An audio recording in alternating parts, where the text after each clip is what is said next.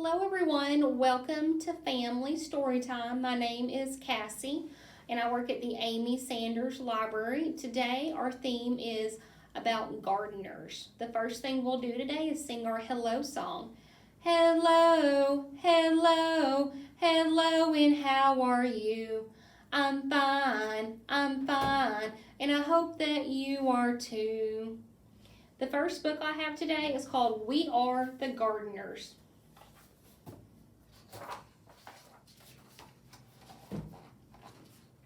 We Are the Gardeners. That's a pretty official title, but we didn't start out this way. Just like our garden, we started small and grew from there.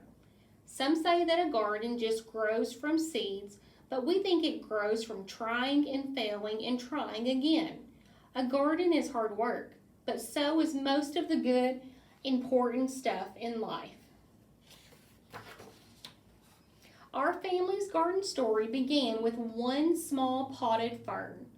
Dad stumbled upon it at the hardware store when he ran in for some supplies. He said it was just too cute to leave behind, and he thought it would make Mom smile. And it did. We chose a sunny windowsill for the pretty little fern. It seemed like a good, safe spot for him to grow. This was back when we were little kids, but we still remember visiting the plant each day to give him a drink, and sometimes we'd even whisper to him a bit. And then, plot twist, out of nowhere, our fern died. Death by overhydration. That's just a fancy way of saying we gave him way too much water. Looking back, each one of us must have watered him every day. That's a lot of drinks for a little plant.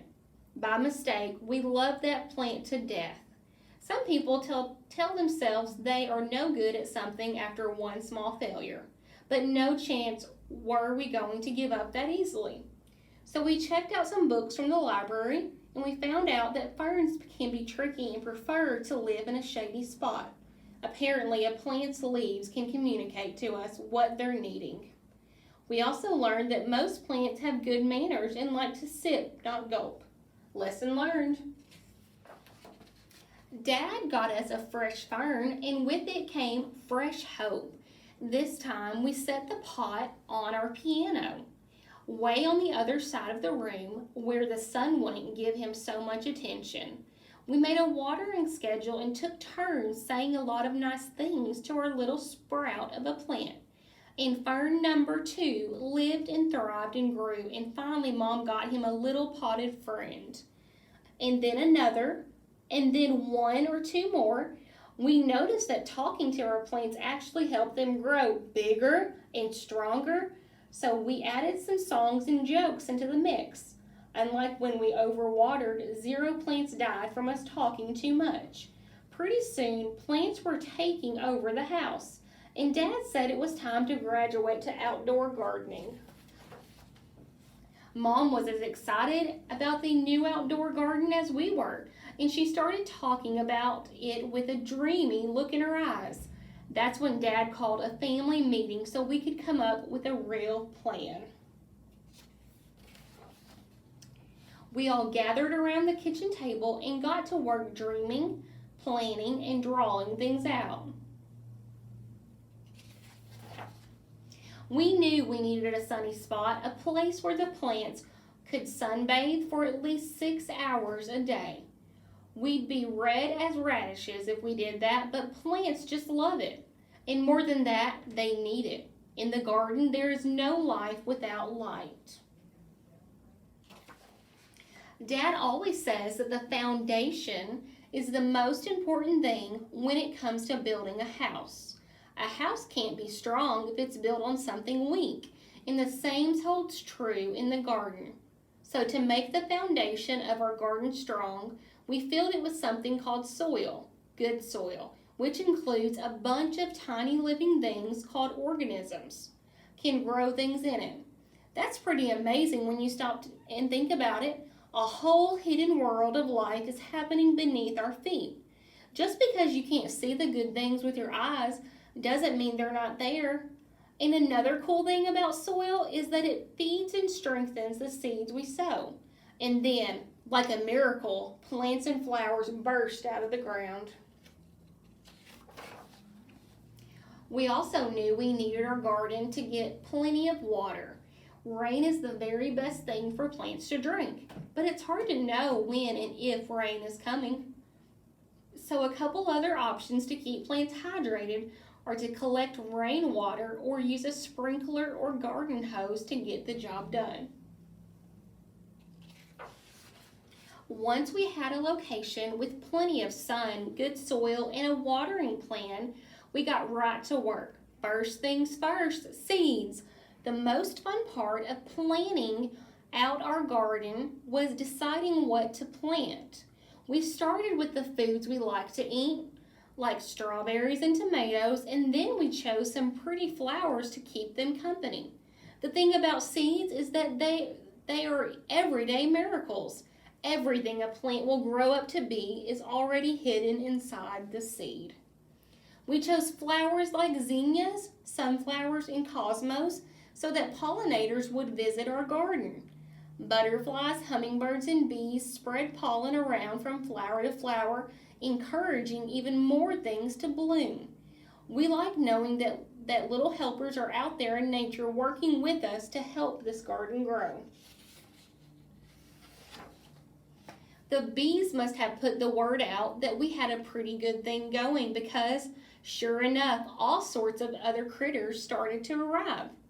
We quickly found out there were 3 types of bugs in our backyard: the good, the bad, and the ugly. Let's start with the worst part. It was a pretty sad day when the aphids arrived. They are some of the more well-known villains in the gardening world. They suck the life right out of the plants. But then the ladybugs showed up to eat those pesky aphids for lunch. Ladybugs are for sure part of the hero camp, bravely protecting our plant friends from harm. And we've got to tell you about earthworms. They're like the secret agents of the garden. Earthworms eat all of the dead things, like old roots and leaves, and turn them into life for the soil. Every time we found one, we would all high-five and celebrate. They aren't pretty, but who cares? They're awesome, and we love seeing them hard at work. We realized pretty quickly that we needed to keep the weeds out. They are the true bullies of the garden. Weeds try to steal water, sunlight, and nutrients from our fruits and veggies, and it's our job to make sure those little rascals don't take over.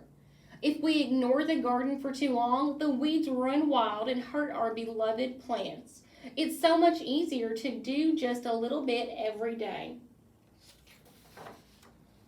We were officially gardeners and had a real-life garden to prove it. That garden became our pride and joy. Day in and day out, we tended to our plants, making sure they got plenty of sun and water. Every time a new plant sprouted up from the ground, our excitement grew right along with it.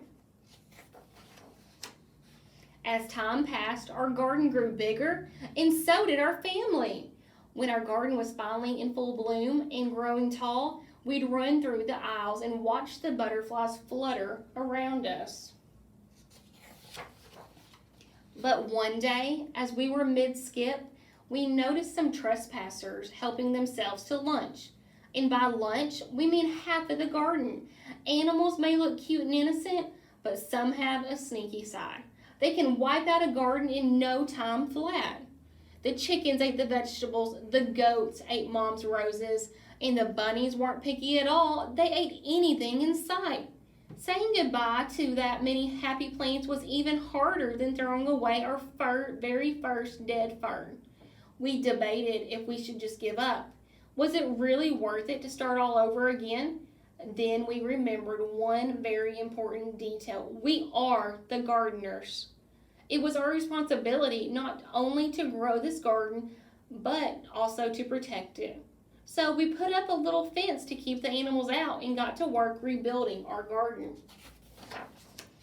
It didn't take long to get our plants and flowers growing tall again.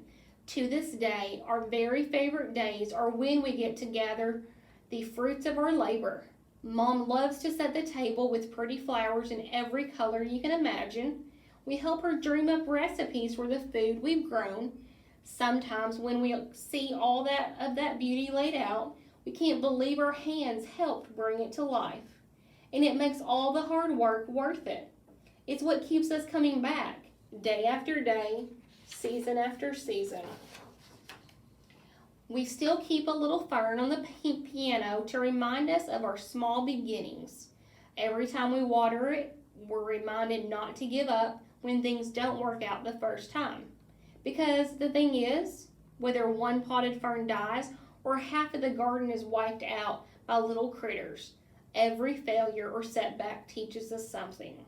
Dad says that every hard thing we choose to do makes us braver for the next time. There are so many lessons waiting to be learned in a whole world of gardening ready to bloom. We are the gardeners, and you can be too. Okay, the next thing we are going to do today is I have a special song for you today, and it's called There's Something in My Garden. And as I tell this and say this song, if you would like to guess what animals are in the garden, you can follow along. Okay. There's something in my garden. Now what can it be? There's something in my garden that I really can't see.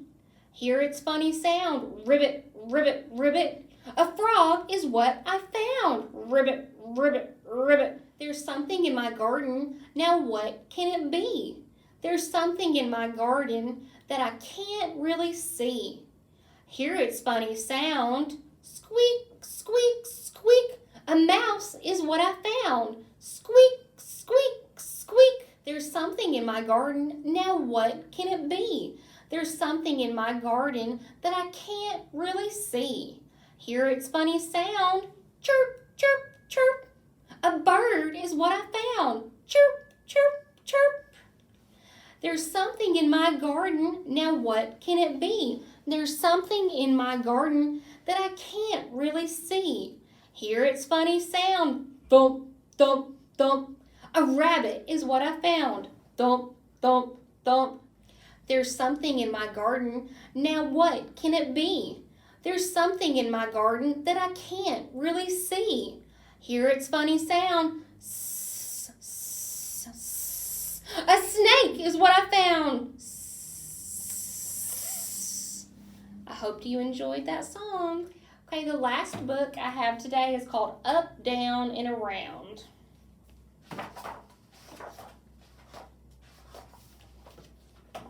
In the dirt, we'll dig a row, drop some seeds, and watch them grow. Dirt piles up, seeds go down, water splashes around and around. Corn grows up, carrots grow down. Cucumbers climb around and around. Peppers grow up, potatoes grow down. Pumpkins vine around and around. Broccoli grows up, beets grow down. Green beans wind around and around. Okra grows up, onions grow down. Tomatoes twine around and around. Fresh and tasty, get a bunch. Pick some, pull some. Let's have lunch. Okay, and the last thing we will do today is our goodbye song, and it's called We Wave Goodbye Like This. We wave goodbye like this. We wave goodbye like this. We clap our hands for all our friends. We wave goodbye like this. We wave goodbye like this. We wave goodbye like this. We clap our hands for all our friends. We wave goodbye like this. I hope you enjoyed this family story time about gardeners, and I hope you have a great day. Thanks.